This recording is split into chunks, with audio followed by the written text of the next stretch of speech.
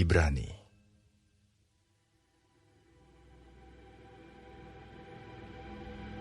Setelah pada zaman dahulu, Allah berulang kali dan dalam pelbagai cara berbicara kepada nenek moyang kita dengan perantaraan nabi-nabi. Maka pada zaman akhir ini, Ia telah berbicara kepada kita dengan perantaraan anaknya, yang telah Ia tetapkan sebagai yang berhak menerima segala yang ada. Oleh Dia, Allah telah menjadikan alam semesta. Ia adalah cahaya kemuliaan Allah dan gambar wujud Allah, dan menopang segala yang ada dengan firman-Nya yang penuh kekuasaan. Dan setelah Ia selesai mengadakan penyucian dosa, Ia duduk di sebelah kanan yang maha besar, di tempat yang tinggi, jauh lebih tinggi daripada malaikat-malaikat.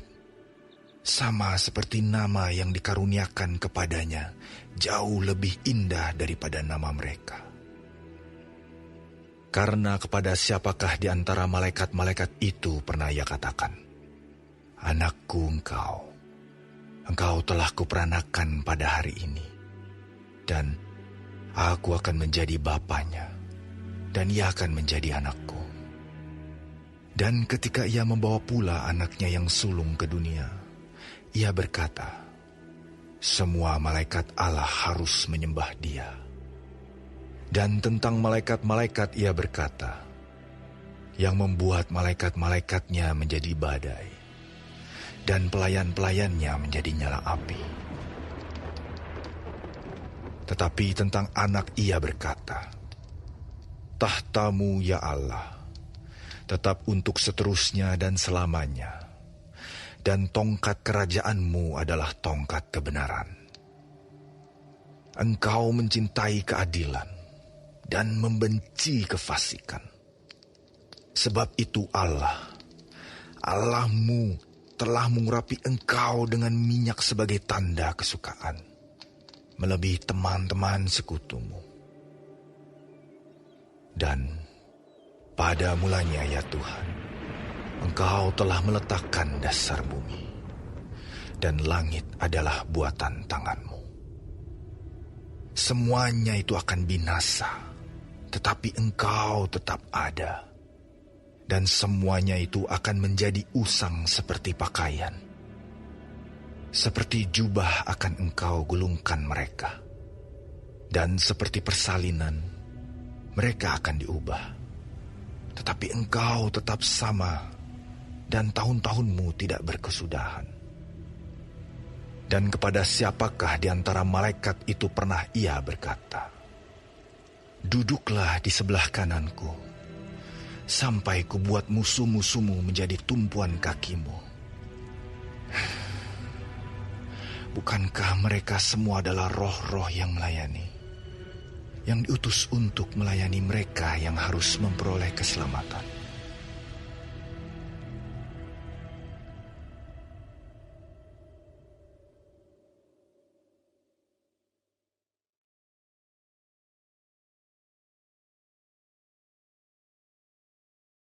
Karena itu, harus lebih teliti kita memperhatikan apa yang telah kita dengar, supaya kita jangan hanyut di bawah arus.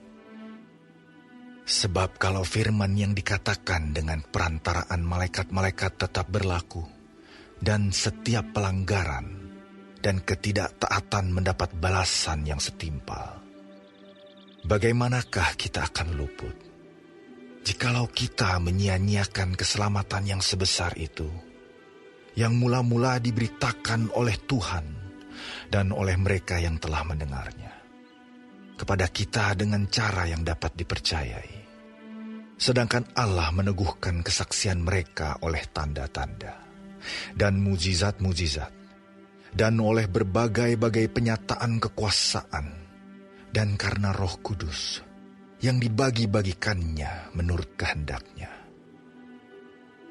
Sebab bukan kepada malaikat-malaikat telah Ia taklukkan dunia yang akan datang, yang kita bicarakan ini. Ada orang yang pernah memberi kesaksian di dalam suatu nas.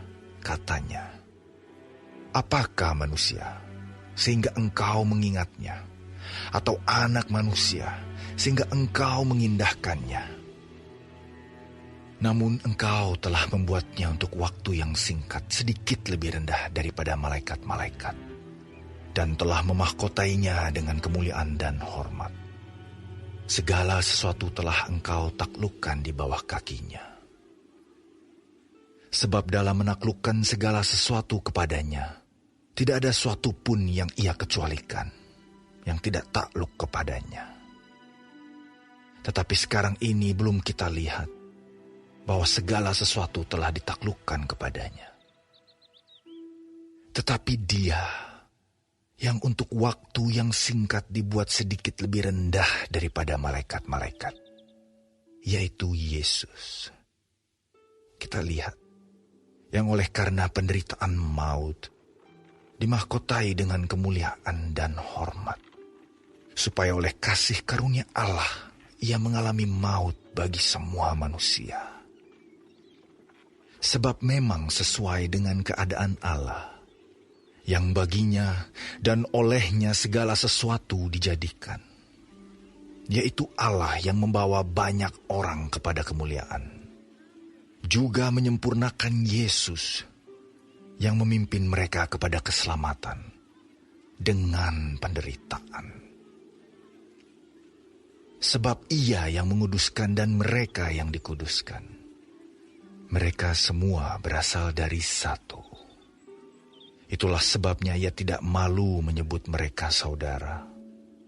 Katanya, "Aku akan memberitakan namamu kepada saudara-saudaraku, dan memuji-muji engkau di tengah-tengah jemaat. Dan lagi, aku akan menaruh kepercayaan kepadanya. Dan lagi, sesungguhnya, inilah aku dan anak-anak yang telah diberikan Allah kepadaku.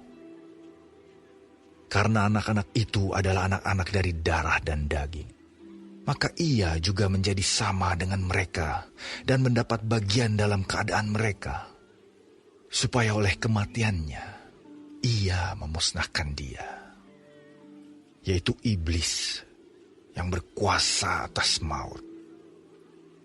Dan supaya dengan jalan demikian Ia membebaskan mereka yang seumur hidupnya berada dalam perhambaan oleh karena takutnya kepada maut. Sebab sesungguhnya bukan malaikat-malaikat yang Ia kasihani, tetapi keturunan Abraham yang Ia kasihani. Itulah sebabnya, maka dalam segala hal Ia harus disamakan dengan saudara-saudaranya, supaya Ia menjadi imam besar yang menaruh belas kasihan dan yang setia kepada Allah untuk mendamaikan dosa seluruh bangsa. Sebab oleh karena Ia sendiri telah menderita karena pencobaan, maka Ia dapat menolong mereka yang dicobai.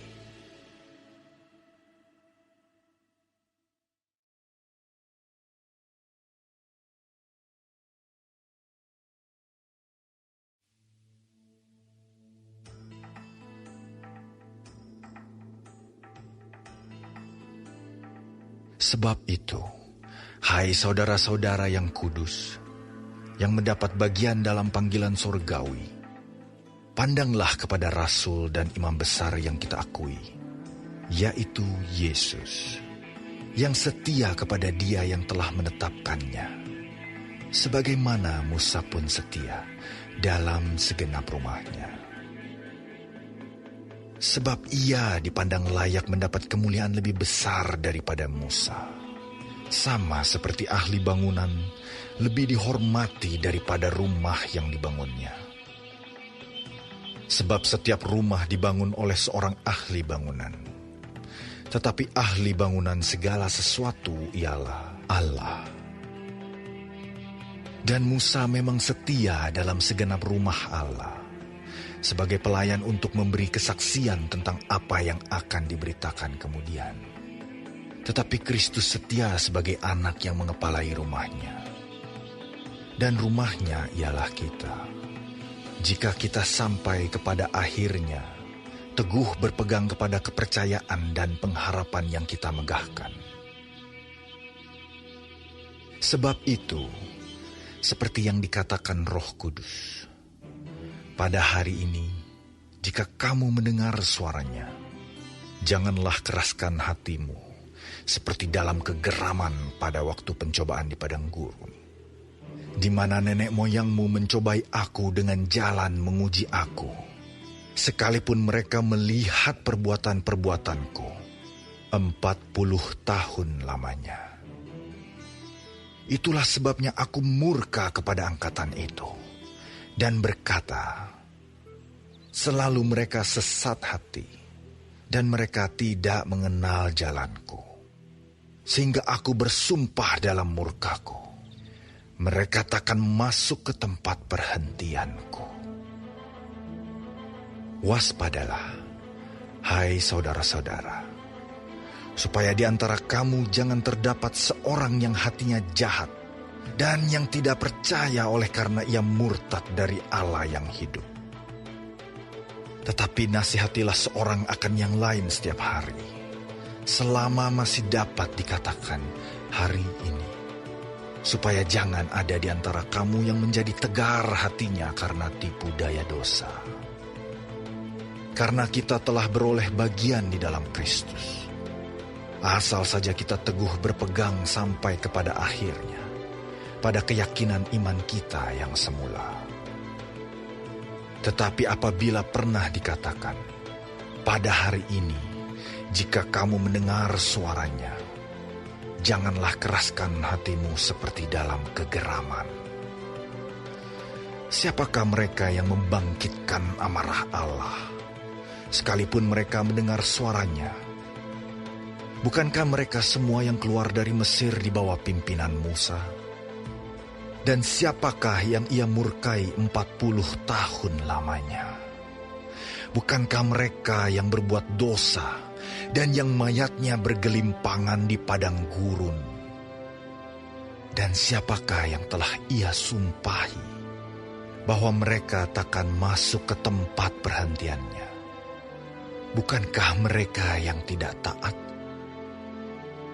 Demikianlah kita lihat bahwa mereka tidak dapat masuk oleh karena ketidakpercayaan mereka.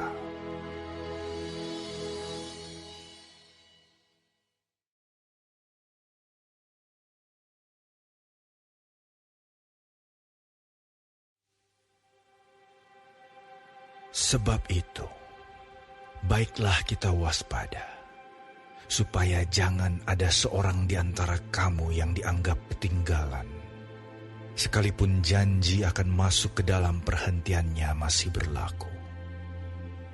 Karena kepada kita diberitakan juga kabar kesukaan, sama seperti kepada mereka.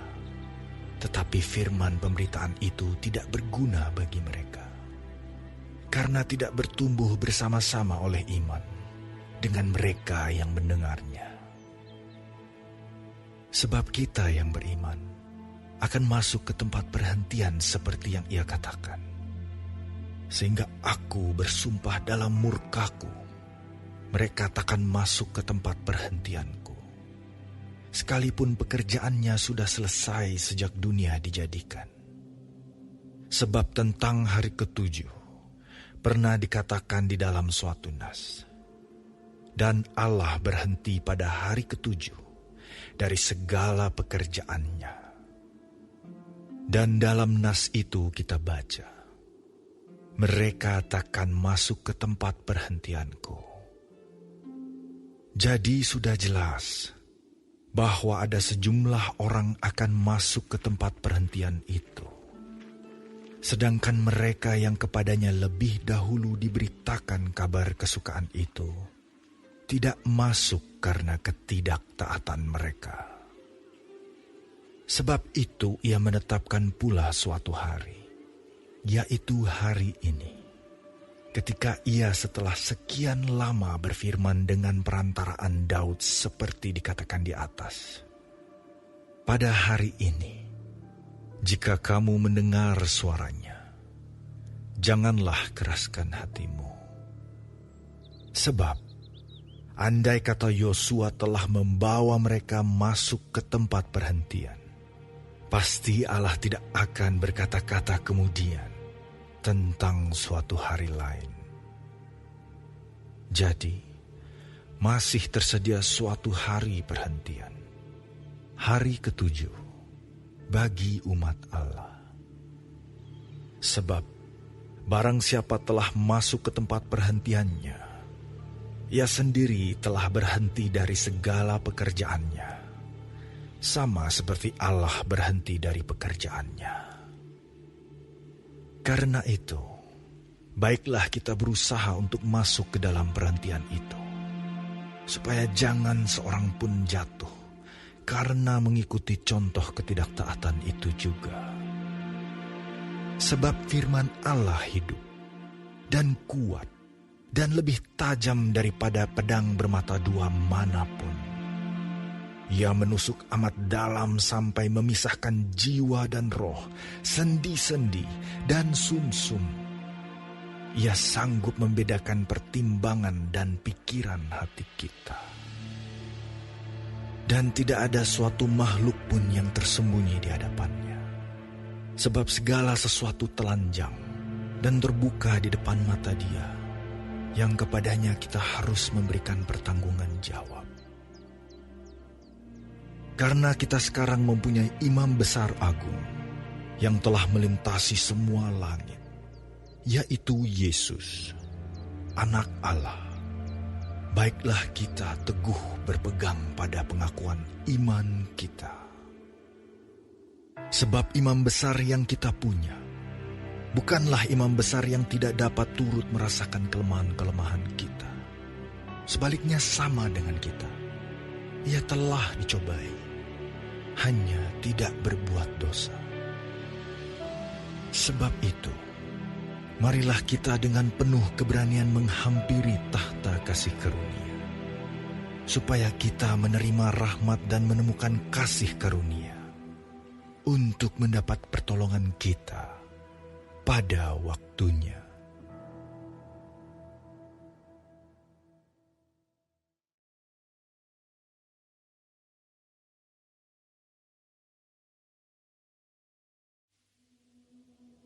Sebab setiap imam besar yang dipilih dari antara manusia ditetapkan bagi manusia dalam hubungan mereka dengan Allah, supaya ia mempersembahkan persembahan dan korban karena dosa.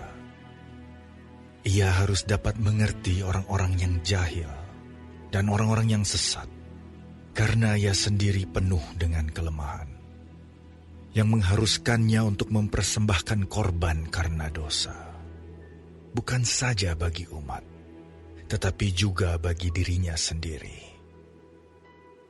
Dan tidak seorang pun yang mengambil kehormatan itu bagi dirinya sendiri, tetapi dipanggil untuk itu oleh Allah, seperti yang telah terjadi dengan Harun. Demikian pula, Kristus tidak memuliakan dirinya sendiri dengan menjadi imam besar, tetapi dimuliakan oleh Dia yang berfirman kepadanya, "Anakku engkau telah kuperanakan pada hari ini." Sebagaimana firman-Nya dalam suatu nas lain, "Engkau adalah imam untuk selama-lamanya, menurut peraturan Melkisedek."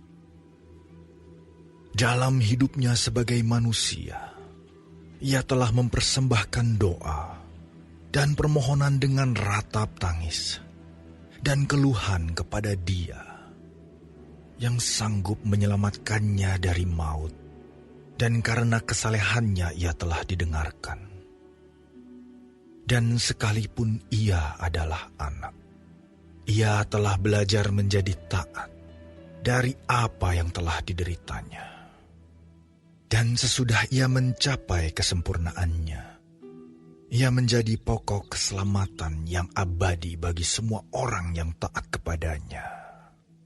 Dan ia dipanggil menjadi imam besar oleh Allah, menurut peraturan Melkisedek. Tentang hal itu banyak yang harus kami katakan, tetapi yang sukar untuk dijelaskan karena kamu telah lamban dalam hal mendengarkan. Sebab sekalipun kamu ditinjau dari sudut waktu, sudah seharusnya menjadi pengajar. Kamu masih perlu lagi diajarkan asas-asas pokok dari penyataan Allah. Dan kamu masih memerlukan susu, bukan makanan keras. Sebab barang siapa masih memerlukan susu, ia tidak memahami ajaran tentang kebenaran, sebab ia adalah anak kecil. Tetapi makanan keras adalah untuk orang-orang dewasa, yang karena mempunyai panca indera yang terlatih, untuk membedakan yang baik daripada yang jahat.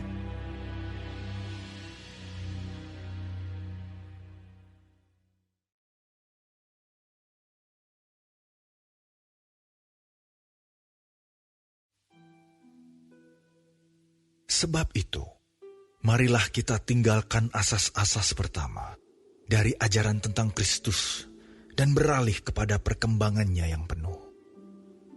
Janganlah kita meletakkan lagi dasar pertobatan dari perbuatan-perbuatan yang sia-sia dan dasar kepercayaan kepada Allah, yaitu ajaran tentang pelbagai pembaptisan, penumpangan tangan, kebangkitan orang-orang mati dan hukuman kekal. Dan itulah yang akan kita perbuat jika Allah mengizinkannya. Sebab mereka yang pernah diterangi hatinya, yang pernah mengecap karunia sorgawi, dan yang pernah mendapat bagian dalam Roh Kudus, dan yang mengecap firman yang baik dari Allah, dan karunia-karunia dunia yang akan datang, namun yang murtad lagi, tidak mungkin dibaharui sekali lagi sedemikian, hingga mereka bertobat. Sebab mereka menyalibkan lagi anak Allah bagi diri mereka, dan menghinanya di muka umum. Sebab tanah yang menghisap air hujan yang sering turun ke atasnya, dan yang menghasilkan tumbuh-tumbuhan yang berguna bagi mereka yang mengerjakannya, menerima berkat dari Allah. Tetapi jikalau tanah itu menghasilkan semak duri dan rumput duri, tidaklah ia berguna dan sudah dekat pada kutuk, yang berakhir dengan pembakaran. Tetapi, hai saudara-saudaraku yang kekasih, sekalipun kami berkata demikian tentang kamu, kami yakin bahwa kamu memiliki sesuatu yang lebih baik, yang mengandung keselamatan. Sebab Allah bukan tidak adil, sehingga ia lupa akan pekerjaanmu dan kasihmu, yang kamu tunjukkan terhadap namanya oleh pelayanan kamu kepada orang-orang kudus, yang masih kamu lakukan sampai sekarang. Tetapi kami ingin, supaya kamu masing-masing menunjukkan kesungguhan yang sama untuk menjadikan pengharapanmu suatu milik yang pasti, sampai pada akhirnya. Agar kamu jangan menjadi lambat, tetapi menjadi penurut-penurut mereka yang oleh iman dan kesabaran mendapat bagian dalam apa yang dijanjikan Allah.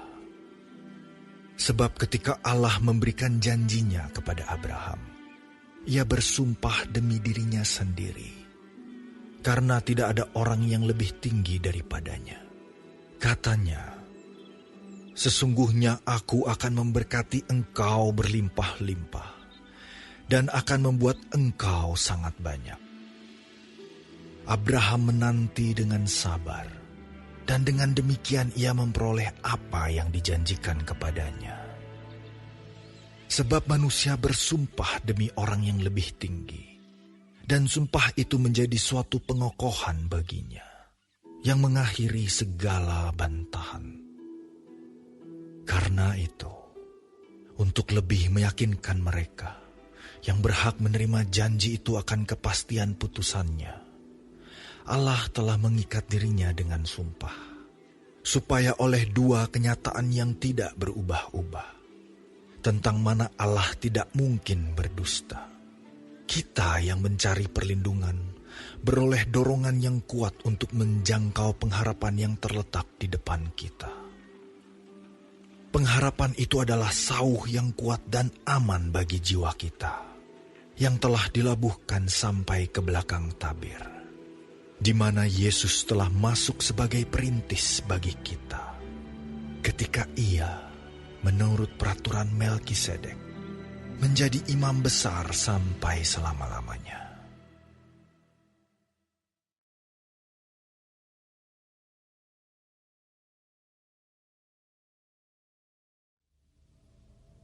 Sebab Melkisedek adalah Raja Salem dan Imam Allah yang Maha Tinggi.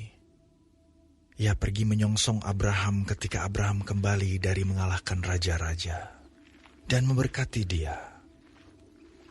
Kepadanya pun Abraham memberikan 1/10 dari semuanya. Menurut arti namanya, Melkisedek adalah pertama-tama Raja Kebenaran dan juga Raja Salem, yaitu Raja Damai Sejahtera. Ia tidak berbapa, tidak beribu, tidak bersilsilah, harinya tidak berawal, dan hidupnya tidak berkesudahan. Karena ia dijadikan sama dengan Allah, ia tetap menjadi imam sampai selama-lamanya. Camkanlah betapa besarnya orang itu, yang kepadanya Abraham, bapa leluhur kita, memberikan 1/10 dari segala rampasan yang paling baik, dan mereka dari anak-anak Lewi, yang menerima jabatan imam, mendapat tugas, menurut hukum Taurat, untuk memungut 10% dari umat Israel, yaitu dari saudara-saudara mereka, sekalipun mereka ini juga adalah keturunan Abraham. Tetapi Melkisedek, yang bukan keturunan mereka, memungut 10% dari Abraham dan memberkati dia, walaupun ia adalah pemilik janji. Memang tidak dapat disangkal bahwa yang lebih rendah diberkati oleh yang lebih tinggi. Dan di sini manusia-manusia fana menerima 10%, dan di sana ia, yang tentang dia diberi kesaksian bahwa ia hidup. Maka dapatlah dikatakan bahwa dengan perantaraan Abraham dipungut juga 10% dari Lewi yang berhak menerima 10%. Sebab ia masih berada dalam tubuh bapa leluhurnya ketika Melkisedek menyongsong bapa leluhurnya itu. Karena itu, andai kata oleh imamat Lewi telah tercapai kesempurnaan. Sebab karena imamat itu, umat Israel telah menerima Taurat. Apakah sebabnya masih perlu seorang lain ditetapkan menjadi imam besar menurut peraturan Melkisedek, dan yang tentang dia tidak dikatakan menurut peraturan Harun? Sebab, jikalau imamat berubah, dengan sendirinya akan berubah pula hukum Taurat itu. Sebab ia, yang dimaksudkan di sini, termasuk suku lain. Dari suku ini tidak ada seorang pun yang pernah melayani di mezbah. Sebab telah diketahui semua orang bahwa Tuhan kita berasal dari suku Yehuda. Dan mengenai suku itu, Musa tidak pernah mengatakan suatu apapun tentang imam-imam. Dan hal itu jauh lebih nyata lagi jikalau ditetapkan seorang imam lain menurut cara Melkisedek, yang menjadi imam bukan berdasarkan peraturan-peraturan manusia, tetapi berdasarkan hidup yang tidak dapat binasa. Sebab tentang dia diberi kesaksian, engkau adalah imam untuk selama-lamanya, menurut peraturan Melkisedek.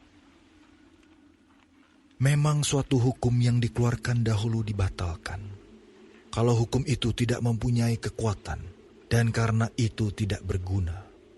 Sebab hukum Taurat sama sekali tidak membawa kesempurnaan. Tetapi sekarang ditimbulkan pengharapan yang lebih baik, yang mendekatkan kita kepada Allah.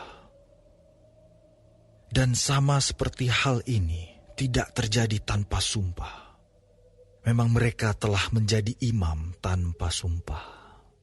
Tetapi ia dengan sumpah diucapkan oleh Dia yang berfirman kepadanya, Tuhan telah bersumpah dan ia tidak akan menyesal.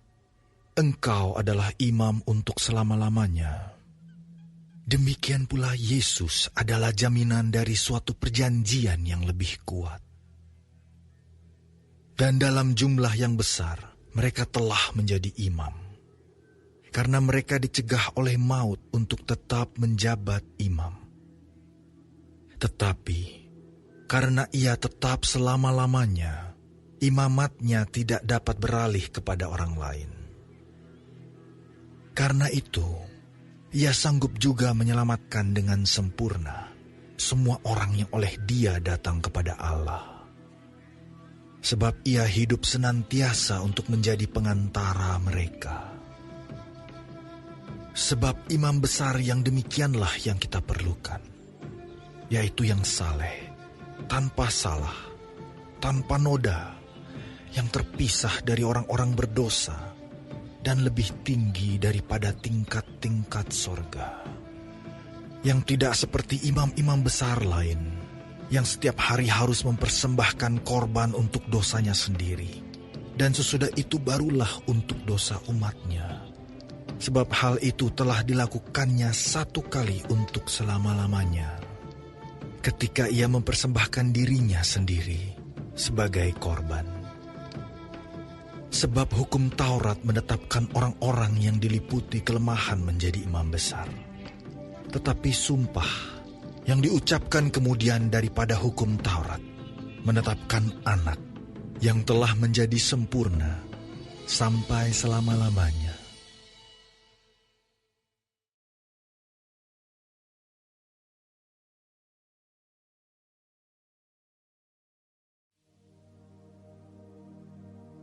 Inti segala yang kita bicarakan itu ialah kita mempunyai imam besar yang demikian, yang duduk di sebelah kanan tahta yang maha besar di sorga, dan yang melayani ibadah di tempat kudus, yaitu di dalam kemah sejati yang didirikan oleh Tuhan dan bukan oleh manusia. Sebab setiap imam besar ditetapkan untuk mempersembahkan korban dan persembahan. Dan karena itu, Yesus perlu mempunyai sesuatu untuk dipersembahkan. Sekiranya ia di bumi ini, ia sama sekali tidak akan menjadi imam. Karena di sini telah ada orang-orang yang mempersembahkan persembahan menurut hukum Taurat. Pelayanan mereka adalah gambaran dan bayangan dari apa yang ada di sorga. Sama seperti yang diberitahukan kepada Musa ketika ia hendak mendirikan kemah. Ingatlah, demikian firman-Nya, bahwa engkau membuat semuanya itu menurut contoh yang telah ditunjukkan kepadamu di atas gunung itu. Tetapi sekarang ia telah mendapat suatu pelayanan yang jauh lebih agung, karena ia menjadi pengantara dari perjanjian yang lebih mulia, yang didasarkan atas janji yang lebih tinggi. Sebab, sekiranya perjanjian yang pertama itu tidak bercacat, tidak akan dicari lagi tempat untuk yang kedua. Sebab ia menegur mereka ketika ia berkata, sesungguhnya akan datang waktunya, demikianlah firman Tuhan, aku akan mengadakan perjanjian baru dengan kaum Israel dan dengan kaum Yehuda. Bukan seperti perjanjian yang telah kuadakan dengan nenek moyang mereka, pada waktu aku memegang tangan mereka untuk membawa mereka keluar dari tanah Mesir. Sebab mereka tidak setia kepada perjanjianku, dan aku menolak mereka. Demikian firman Tuhan. Maka inilah perjanjian yang kuadakan dengan kaum Israel sesudah waktu itu. Demikianlah firman Tuhan. Aku akan menaruh hukumku dalam akal budi mereka, dan menuliskannya dalam hati mereka. Maka aku akan menjadi Allah mereka, dan mereka akan menjadi umatku. Dan mereka tidak akan mengajar lagi sesama warganya atau sesama saudaranya dengan mengatakan, "Kenallah Tuhan," sebab mereka semua, besar kecil, akan mengenal Aku. Sebab Aku akan menaruh belas kasihan terhadap kesalahan mereka dan tidak lagi mengingat dosa-dosa mereka. Oleh karena Ia berkata-kata tentang perjanjian yang baru, Ia menyatakan yang pertama sebagai perjanjian yang telah menjadi tua. Dan apa yang telah menjadi tua dan usang telah dekat kepada kemusnahannya.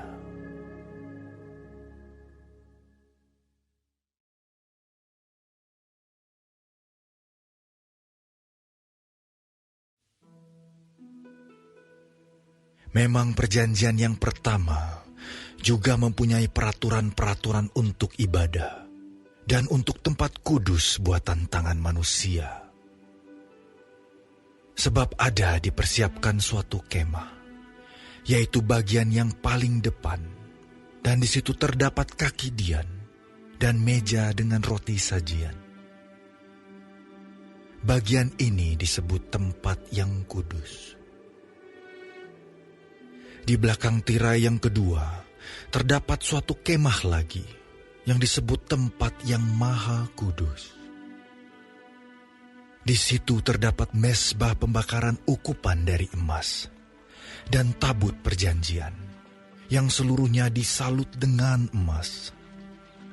Di dalam tabut perjanjian itu tersimpan buli-buli emas berisi mana, tongkat Harun yang pernah bertunas, dan loh-loh batu yang bertuliskan perjanjian. Dan di atasnya kedua kerup kemuliaan yang menaungi tutup pendamaian. Tetapi hal ini tidak dapat kita bicarakan sekarang secara terperinci. Demikianlah caranya tempat yang kudus itu diatur. Maka imam-imam senantiasa masuk ke dalam kemah yang paling depan itu untuk melakukan ibadah mereka. Tetapi ke dalam kemah yang kedua, hanya imam besar saja yang masuk sekali setahun. Dan harus dengan darah yang ia persembahkan karena dirinya sendiri. Dan karena pelanggaran-pelanggaran yang dibuat oleh umatnya dengan tidak sadar. Dengan ini Roh Kudus menyatakan bahwa jalan ke tempat yang kudus itu belum terbuka selama kemah yang pertama itu masih ada. Itu adalah kiasan masa sekarang. Sesuai dengan itu dipersembahkan korban dan persembahan yang tidak dapat menyempurnakan mereka, yang mempersembahkannya menurut hati nurani mereka. Karena semuanya itu, di samping makanan, minuman, dan pelbagai macam pembasuhan, hanyalah peraturan-peraturan untuk hidup insani yang hanya berlaku sampai tibanya waktu pembaharuan. Tetapi Kristus telah datang sebagai imam besar untuk hal-hal yang baik yang akan datang. Ia telah melintasi kemah yang lebih besar dan yang lebih sempurna, yang bukan dibuat oleh tangan manusia. Artinya yang tidak termasuk ciptaan ini. Dan ia telah masuk satu kali untuk selama-lamanya ke dalam tempat yang kudus, bukan dengan membawa darah domba jantan dan darah anak lembu, tetapi dengan membawa darahnya sendiri. Dan dengan itu, ia telah mendapat kelepasan yang kekal. Sebab, jika darah domba jantan dan darah lembu jantan dan percikan abu lembu muda menguduskan mereka yang najis, sehingga mereka disucikan secara lahiriah, betapa lebihnya darah Kristus, yang oleh Roh yang kekal telah mempersembahkan dirinya sendiri kepada Allah sebagai persembahan yang tak bercacat, akan menyucikan hati nurani kita dari perbuatan-perbuatan yang sia-sia, supaya kita dapat beribadah kepada Allah yang hidup. Karena itu, Ia adalah pengantara dari suatu perjanjian yang baru, supaya mereka yang telah terpanggil dapat menerima bagian kekal yang dijanjikan. Sebab Ia telah mati untuk menebus pelanggaran-pelanggaran yang telah dilakukan selama perjanjian yang pertama. Sebab di mana ada wasiat, di situ harus diberitahukan tentang kematian pembuat wasiat itu. Karena suatu wasiat barulah sah, kalau pembuat wasiat itu telah mati, sebab ia tidak berlaku selama pembuat wasiat itu masih hidup. Itulah sebabnya, maka perjanjian yang pertama tidak disahkan tanpa darah. Sebab sesudah Musa memberitahukan semua perintah hukum Taurat kepada seluruh umat, ia mengambil darah anak lembu, dan darah domba jantan serta air, dan bulu merah dan hisop, lalu memerciki kitab itu sendiri dan seluruh umat, sambil berkata, "Inilah darah perjanjian yang ditetapkan Allah bagi kamu." Dan juga kemah dan semua alat untuk ibadah dipercikinya secara demikian dengan darah. Dan hampir segala sesuatu disucikan menurut hukum Taurat dengan darah. Dan tanpa penumpahan darah tidak ada pengampunan. Jadi, segala sesuatu yang melambangkan apa yang ada di sorga haruslah ditahirkan secara demikian. Tetapi benda-benda surgawi sendiri oleh persembahan-persembahan yang lebih baik daripada itu. Sebab Kristus bukan masuk ke dalam tempat kudus buatan tangan manusia, yang hanya merupakan gambaran saja dari yang sebenarnya, tetapi ke dalam sorga sendiri, untuk menghadap hadirat Allah, guna kepentingan kita. Dan Ia bukan masuk untuk berulang-ulang mempersembahkan dirinya sendiri, sebagaimana imam besar setiap tahun masuk ke dalam tempat kudus dengan darah yang bukan darahnya sendiri. Sebab jika demikian, Ia harus berulang-ulang menderita sejak dunia ini dijadikan. Tetapi sekarang Ia hanya satu kali saja menyatakan dirinya, pada zaman akhir, untuk menghapuskan dosa oleh korbannya. Dan sama seperti manusia, ditetapkan untuk mati hanya satu kali saja, dan sesudah itu dihakimi. Demikian pula, Kristus hanya satu kali saja mengorbankan dirinya untuk menanggung dosa banyak orang. Sesudah itu Ia akan menyatakan dirinya sekali lagi, tanpa menanggung dosa, untuk menganugerahkan keselamatan kepada mereka yang menantikan Dia.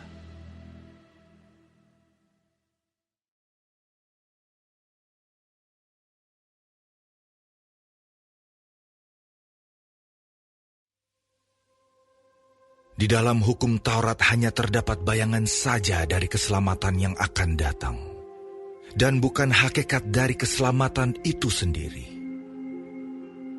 Karena itu, dengan korban yang sama, yang setiap tahun terus-menerus dipersembahkan, hukum Taurat tidak mungkin menyempurnakan mereka yang datang mengambil bagian di dalamnya. Sebab jika hal itu mungkin, pasti orang tidak mempersembahkan korban lagi. Sebab mereka yang melakukan ibadah itu tidak sadar lagi akan dosa setelah disucikan sekali untuk selama-lamanya. Tetapi justru oleh korban-korban itu, setiap tahun orang diperingatkan akan adanya dosa. Sebab tidak mungkin darah lembu jantan atau darah domba jantan menghapuskan dosa. Karena itu ketika Ia masuk ke dunia, Ia berkata, "Korban dan persembahan tidak Engkau kehendaki, tetapi Engkau telah menyediakan tubuh bagiku. Kepada korban bakaran dan korban penghapus dosa, Engkau tidak berkenan. Lalu aku berkata, sungguh, aku datang. Dalam gulungan kitab ada tertulis tentang aku, untuk melakukan kehendak-Mu, ya Allahku.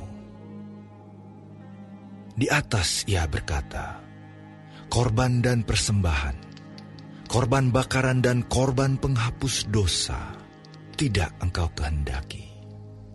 Dan Engkau tidak berkenan kepadanya, meskipun dipersembahkan menurut hukum Taurat. Dan kemudian katanya, sungguh, aku datang untuk melakukan kehendak-Mu. Yang pertama ia hapuskan, supaya menegakkan yang kedua. Dan karena kehendaknya inilah, kita telah dikuduskan satu kali untuk selama-lamanya oleh persembahan tubuh Yesus Kristus. Selanjutnya setiap imam melakukan tiap-tiap hari pelayanannya dan berulang-ulang mempersembahkan korban yang sama sekali tidak dapat menghapuskan dosa. Tetapi ia, setelah mempersembahkan hanya satu korban saja karena dosa, ia duduk untuk selama-lamanya di sebelah kanan Allah. Dan sekarang, ia hanya menantikan saatnya, di mana musuh-musuhnya akan dijadikan tumpuan kakinya. Sebab oleh satu korban saja, ia telah menyempurnakan untuk selama-lamanya mereka yang ia kuduskan. Dan tentang hal itu, Roh Kudus juga memberi kesaksian kepada kita. Sebab setelah ia berfirman, inilah perjanjian yang akan kuadakan dengan mereka sesudah waktu itu. Ia berfirman pula, aku akan menaruh hukumku di dalam hati mereka dan menuliskannya dalam akal budi mereka.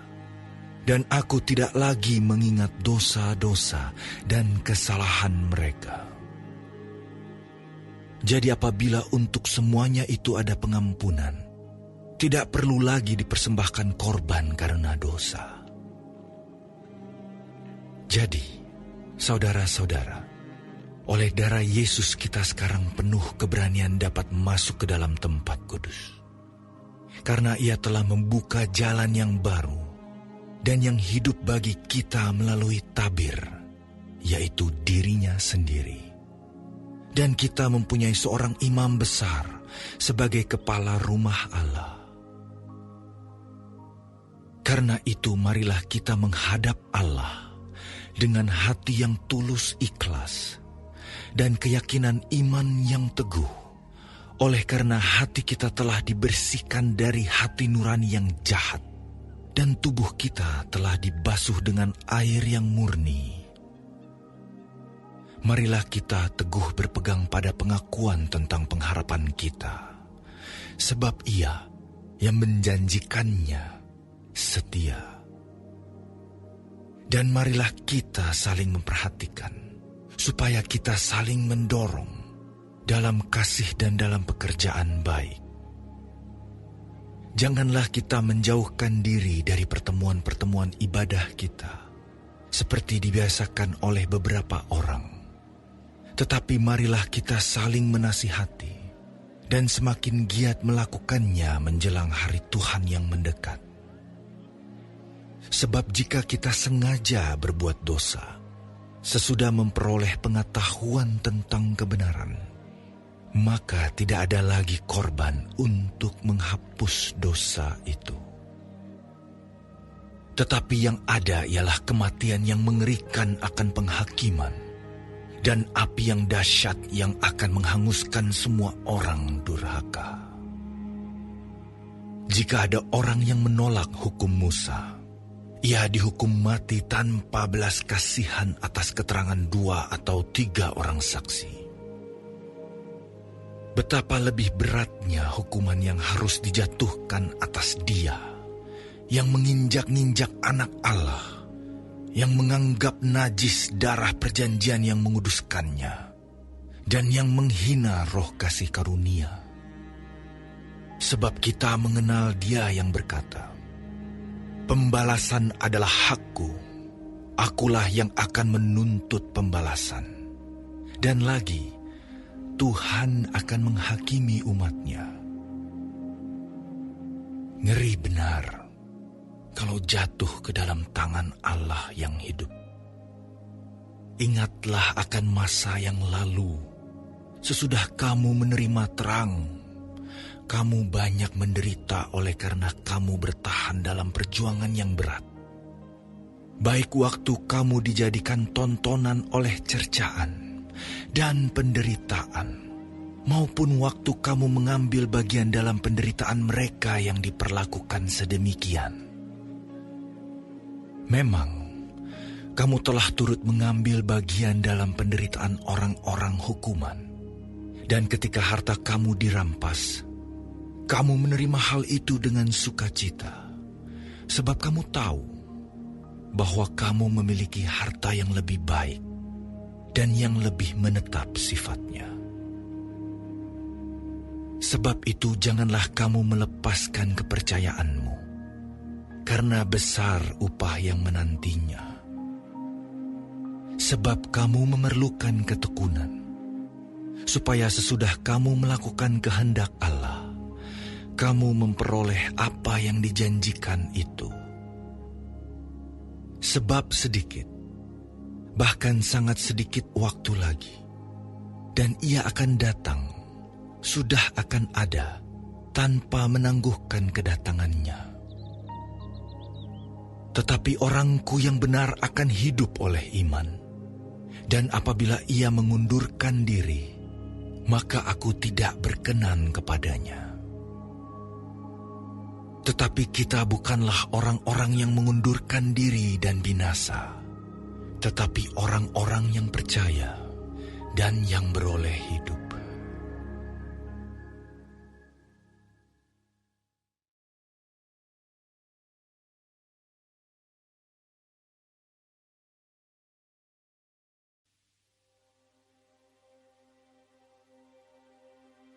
Iman adalah dasar dari segala sesuatu yang kita harapkan, dan bukti dari segala sesuatu yang tidak kita lihat. Sebab, oleh imanlah telah diberikan kesaksian kepada nenek moyang kita. Karena iman kita mengerti bahwa alam semesta telah dijadikan oleh firman Allah, sehingga apa yang kita lihat telah terjadi dari apa yang tidak dapat kita lihat. Karena iman, Habel telah mempersembahkan kepada Allah korban yang lebih baik daripada korban Kain. Dengan jalan itu ia memperoleh kesaksian kepadanya bahwa ia benar, karena Allah berkenan akan persembahannya itu. Dan karena iman, ia masih berbicara sesudah ia mati. Karena iman, Henokh terangkat, supaya ia tidak mengalami kematian, dan ia tidak ditemukan, karena Allah telah mengangkatnya. Sebab sebelum ia terangkat, ia memperoleh kesaksian bahwa ia berkenan kepada Allah. Tetapi tanpa iman, tidak mungkin orang berkenan kepada Allah. Sebab barang siapa berpaling kepada Allah, ia harus percaya bahwa Allah ada, dan bahwa Allah memberi upah kepada orang yang sungguh-sungguh mencari Dia. Karena iman, maka Nuh dengan petunjuk Allah tentang sesuatu yang belum kelihatan, dengan taat mempersiapkan bahtera untuk menyelamatkan keluarganya. Dan karena iman itu ia menghukum dunia, dan ia ditentukan untuk menerima kebenaran sesuai dengan imannya. Karena iman, Abraham taat ketika ia dipanggil untuk berangkat ke negeri yang akan diterimanya menjadi milik pusakanya. Lalu ia berangkat dengan tidak mengetahui tempat yang ia tujui. Karena iman, ia diam di tanah yang dijanjikan itu, seolah-olah di suatu tanah asing, dan di situ ia tinggal di kemah dengan Ishak dan Yakub, yang turut menjadi ahli waris janji yang satu itu. Sebab ia menanti-nantikan kota yang mempunyai dasar, yang direncanakan dan dibangun oleh Allah. Karena iman, ia juga dan Sarah beroleh kekuatan untuk menurunkan anak cucu, walaupun usianya sudah lewat, karena ia menganggap Dia yang memberikan janji itu setia. Itulah sebabnya, maka dari satu orang, malahan orang yang telah mati pucuk, terpancar keturunan besar, seperti bintang di langit dan seperti pasir di tepi laut, yang tidak terhitung banyaknya. Dalam iman, mereka semua ini telah mati sebagai orang-orang yang tidak memperoleh apa yang dijanjikan itu, tetapi yang hanya dari jauh melihatnya dan melambai-lambai kepadanya, dan yang mengakui bahwa mereka adalah orang asing dan pendatang di bumi ini. Sebab mereka yang berkata demikian menyatakan bahwa mereka dengan rindu mencari suatu tanah air. Dan kalau sekiranya dalam hal itu mereka ingat akan tanah asal yang telah mereka tinggalkan, maka mereka cukup mempunyai kesempatan untuk pulang ke situ. Tetapi sekarang mereka merindukan tanah air yang lebih baik, yaitu satu tanah air surgawi. Sebab itu Allah tidak malu disebut Allah mereka, karena Ia telah mempersiapkan sebuah kota bagi mereka. Karena iman, maka Abraham, tatkala ia dicobai, mempersembahkan Ishak, ia yang telah menerima janji itu, rela mempersembahkan anaknya yang tunggal. Walaupun kepadanya telah dikatakan, keturunan yang berasal dari Ishaklah yang akan disebut keturunanmu.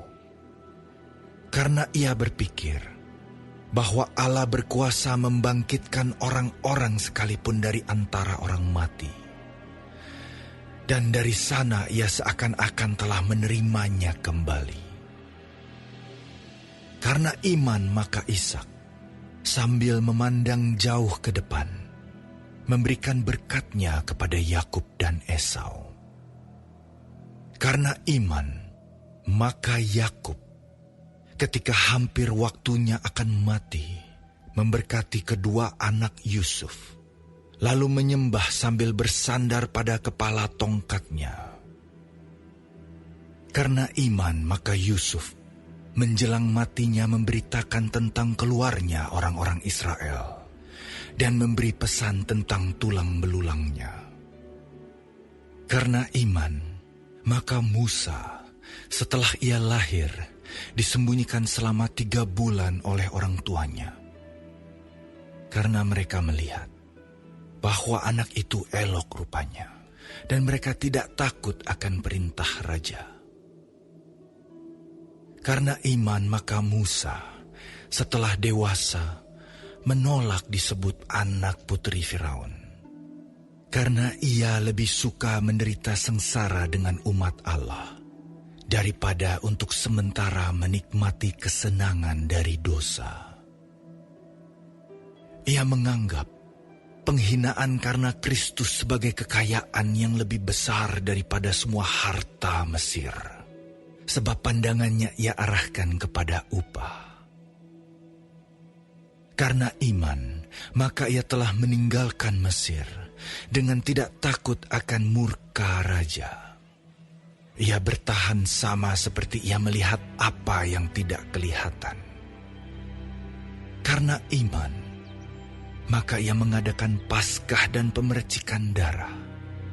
supaya pembinasa anak-anak sulung jangan menyentuh mereka. Karena iman, maka mereka telah melintasi Laut Merah sama seperti melintasi tanah kering. Sedangkan orang-orang Mesir tenggelam ketika mereka mencobanya juga. Karena iman, maka runtuhlah tembok-tembok Yeriko setelah kota itu dikelilingi 7 hari lamanya. Karena iman, maka Rahab, perempuan sundal itu, tidak turut binasa bersama-sama dengan orang-orang durhaka, karena ia telah menyambut pengintai-pengintai itu dengan baik. Dan apakah lagi yang harus aku sebut? Sebab aku akan kekurangan waktu apabila aku hendak menceritakan tentang Gideon, Barak, Simson, Yefta, Daud dan Samuel dan para nabi, yang karena iman telah menaklukkan kerajaan-kerajaan, mengamalkan kebenaran, memperoleh apa yang dijanjikan, menutup mulut singa-singa, memadamkan api yang dahsyat. Mereka telah luput dari mata pedang, telah beroleh kekuatan dalam kelemahan, telah menjadi kuat dalam peperangan, dan telah memukul mundur pasukan-pasukan tentara asing. Ibu-ibu telah menerima kembali orang-orangnya yang telah mati, sebab dibangkitkan. Tetapi orang-orang lain membiarkan dirinya disiksa dan tidak mau menerima pembebasan, supaya mereka beroleh kebangkitan yang lebih baik. Ada pula yang diejek dan didera, bahkan yang dibelenggu dan dipenjarakan. Mereka dilempari, digergaji, dibunuh dengan pedang. Mereka mengembara dengan berpakaian kulit domba dan kulit kambing, sambil menderita kekurangan, kesesakan, dan siksaan. Dunia ini tidak layak bagi mereka. Mereka mengembara di padang gurun dan di pegunungan, dalam gua-gua dan celah-celah gunung.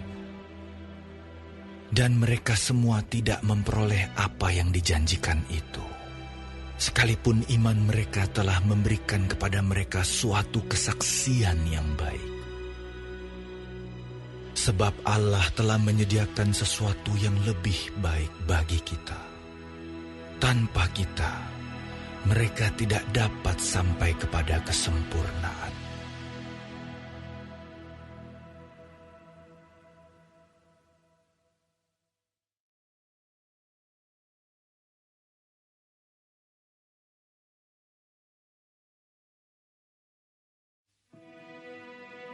Karena kita mempunyai banyak saksi, bagaikan awan yang mengelilingi kita, marilah kita menanggalkan semua beban dan dosa yang begitu merintangi kita, dan berlomba dengan tekun dalam perlombaan yang diwajibkan bagi kita.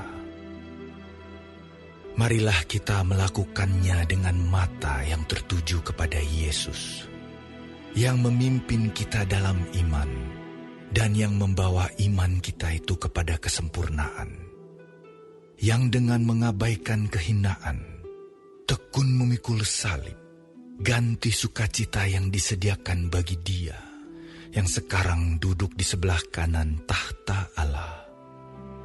Ingatlah selalu akan Dia, yang tekun menanggung bantahan yang sehebat itu terhadap dirinya, dari pihak orang-orang berdosa, supaya jangan kamu menjadi lemah dan putus asa. Dalam pergumulan kamu melawan dosa, kamu belum sampai mencucurkan darah. Dan sudah lupakah kamu akan nasihat yang berbicara kepada kamu seperti kepada anak-anak?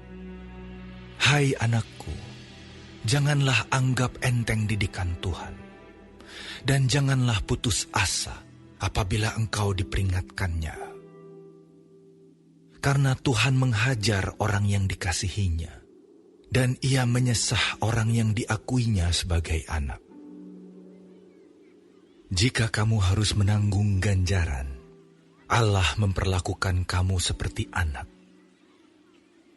Di manakah terdapat anak yang tidak dihajar oleh ayahnya?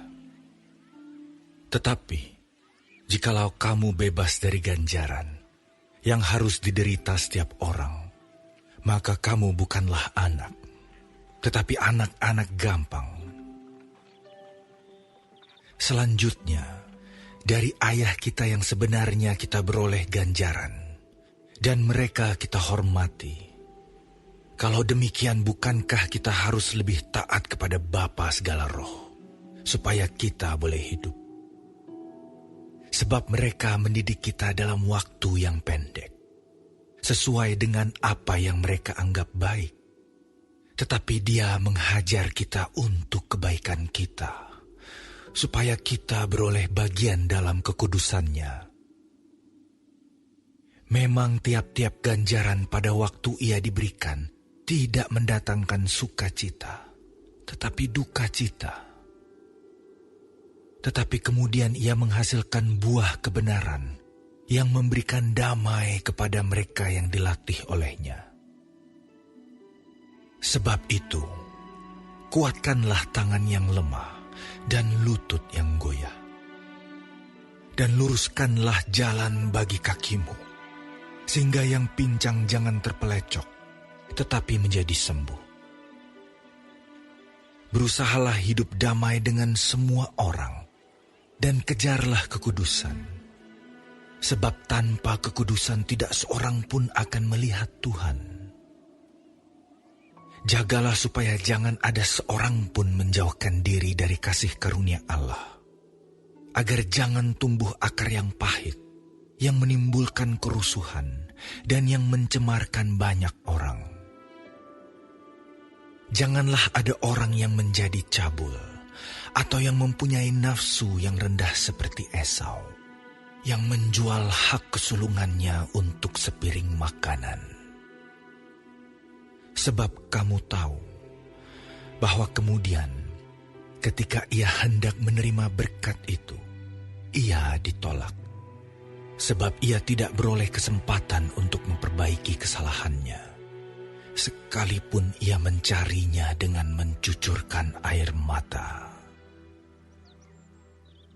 Sebab kamu tidak datang kepada gunung yang dapat disentuh, dan api yang menyala-nyala, kepada kekelaman, kegelapan, dan angin badai, kepada bunyi sangkakala dan bunyi suara yang membuat mereka yang mendengarnya memohon, supaya jangan lagi berbicara kepada mereka.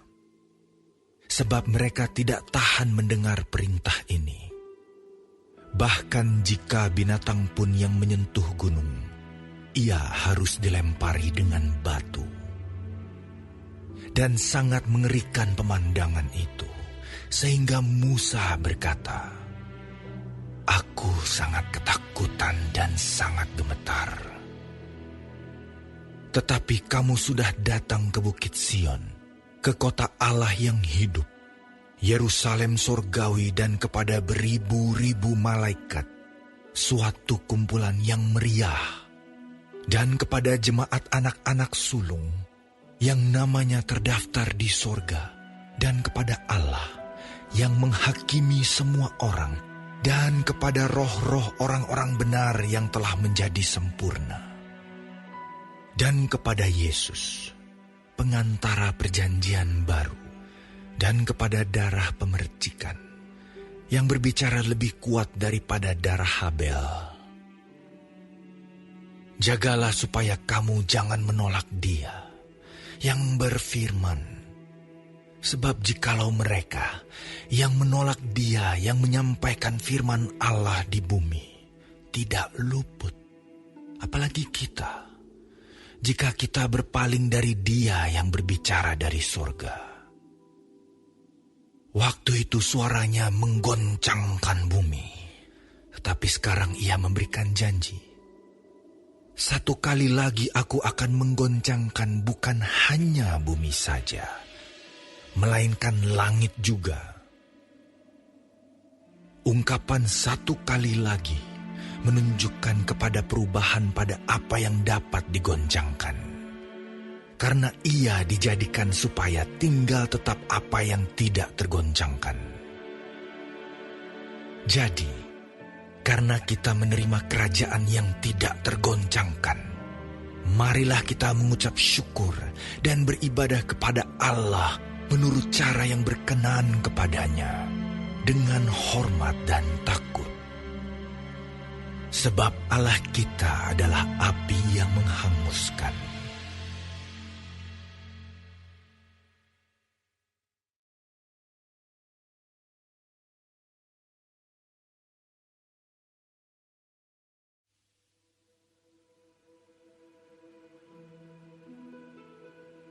Peliharalah kasih persaudaraan.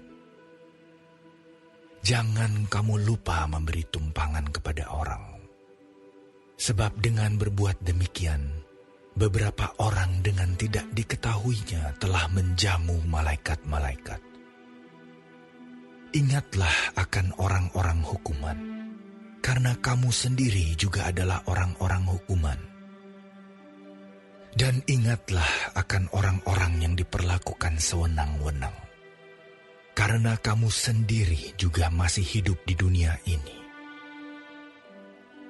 Hendaklah kamu semua penuh hormat terhadap perkawinan, dan janganlah kamu mencemarkan tempat tidur, sebab orang-orang sundal dan pezina akan dihakimi Allah. Janganlah kamu menjadi hamba uang, dan cukupkanlah dirimu dengan apa yang ada padamu. Karena Allah telah berfirman, Aku sekali-kali tidak akan membiarkan engkau, dan aku sekali-kali tidak akan meninggalkan engkau. Sebab itu dengan yakin kita dapat berkata, Tuhan adalah penolongku. Aku tidak akan takut. Apakah yang dapat dilakukan manusia terhadap aku? Ingatlah akan pemimpin-pemimpin kamu yang telah menyampaikan firman Allah kepadamu. Perhatikanlah akhir hidup mereka dan contohlah iman mereka. Yesus Kristus tetap sama, baik kemarin maupun hari ini, dan sampai selama-lamanya. Janganlah kamu disesatkan oleh berbagai-bagai ajaran asing. Sebab yang baik ialah bahwa hati kamu diperkuat dengan kasih karunia, dan bukan dengan pelbagai makanan yang tidak memberi faedah kepada mereka yang menuruti aturan-aturan makanan macam itu. Kita mempunyai suatu mezbah, dan orang-orang yang melayani kemah tidak boleh makan dari apa yang di dalamnya. Karena tubuh binatang-binatang yang darahnya dibawa masuk ke tempat kudus oleh imam besar sebagai korban penghapus dosa, dibakar di luar perkemahan. Itu jugalah sebabnya Yesus telah menderita di luar pintu gerbang, untuk menguduskan umatnya dengan darahnya sendiri. Karena itu, marilah kita pergi kepadanya di luar perkemahan dan menanggung kehinaannya. Sebab di sini kita tidak mempunyai tempat tinggal yang tetap. Kita mencari kota yang akan datang. Sebab itu, marilah kita oleh Dia senantiasa mempersembahkan korban syukur kepada Allah, yaitu ucapan bibir yang memuliakan namanya. Dan janganlah kamu lupa berbuat baik dan memberi bantuan, sebab korban-korban yang demikianlah yang berkenan kepada Allah. Taatilah pemimpin-pemimpinmu, dan tunduklah kepada mereka, sebab mereka berjaga-jaga atas jiwamu, sebagai orang-orang yang harus bertanggung jawab atasnya. Dengan jalan itu, mereka akan melakukannya dengan gembira, bukan dengan keluh kesah, sebab hal itu tidak akan membawa keuntungan bagimu. Berdoalah terus untuk kami, sebab kami yakin bahwa hati nurani kami adalah baik, karena di dalam segala hal kami menginginkan suatu hidup yang baik.